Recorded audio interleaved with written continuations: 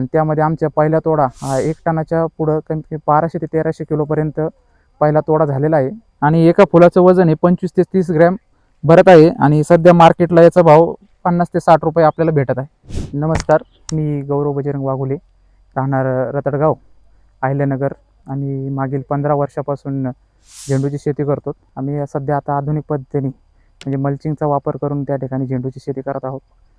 त्यामध्ये पहिल्यांदा झेंडूची लागवड करताना अंतराचं नियोजन जर पाहिलं तर 2x4च्या याच्यावर आम्ही त्याची लागवड करतो. लागवड करताना आता ह्यावेळेस आम्ही नवीन व्हरायटी भगव्यामध्ये आम्ही विजेता आणि पिवळ्यामध्ये अंबर हे व्हरायटी ह्यावेळेस घेतलेली आहे आणि अर्धा एकरमध्ये आम्ही 5000 रोपांची लागवड केलेली आहे आणि त्यामध्ये आमच्या पहिला तोडा हा 1 टनाच्या पुढं कमीत कमी 1200 ते 1300 किलोपर्यंत पहिला तोडा झालेला आहे आणि आता दुसऱ्या तोड्याची सुरुवात होत आहे आणि हे लागून आम्हाला पहिली तोडणी ही 45 ते 50 दिवसामध्ये झालेली आहे.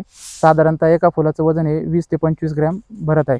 आधी आम्ही सरी पद्धतीने लागवड करायचो, पण आता आम्ही मागील 4-5 वर्षापासून ठिबक आणि मल्चिंगचा वापर त्या ठिकाणी करत आहोत.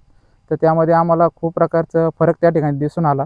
झाडामध्ये असणारी ग्रोथ, त्याच्यामध्ये असणारी कळी, येणारे फूल यांचा प्रकार आणि साईजमध्ये सुद्धा खूप मोठा फायदा होतो मल्चिंगने.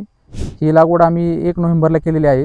1 नोव्हेंबर करताना आम्ही बेड भरून घेताना पहिल्यांदा त्याच्यामध्ये भेसळ डोस घेतला.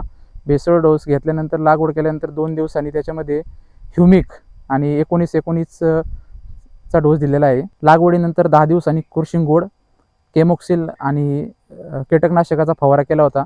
त्याच्यानंतर रेग्युलर मग 10-10 दिवसांनी खतांचा डोस त्याला दिला होता आणि ज्यावेळेस फुल उमलायच्या अवस्थेत त्यावेळेस फुलाची साईज होण्यासाठी हॅम्पर त्या ठिकाणी मारलं होतं त्याला. पहिली तोडणी झाल्याच्या नंतर कळी येण्यासाठी आम्ही त्याला पॉवर पॉईंट आणि ॲडस्कॅपचा फवारा दिलेला आहे. तर तुम्ही याची साईज पाहू शकता. साईज भरपूर मोठी झालेली आहे हॅम्पर सोडल्याच्या नंतर आणि एका फुलाचं वजन हे 25 ते 30 ग्रॅम भरत आहे आणि सध्या मार्केटला याचा भाव 50 ते 60 रुपये आपल्याला भेटत आहे. कमीत कमी खर्चामध्ये आपण त्या ठिकाणी फुलशेती करू शकतो आणि त्यापासून आपल्याला हे चांगलं उत्पन्न मिळत आहे आणि याचं जर आपण योग्य नियोजन केलं, योग्य फवारे केले, योग्य खत केलं तर त्या ठिकाणी फुलशेतीतून सुद्धा आपल्याला चांगलं उत्पन्न मिळत आहे.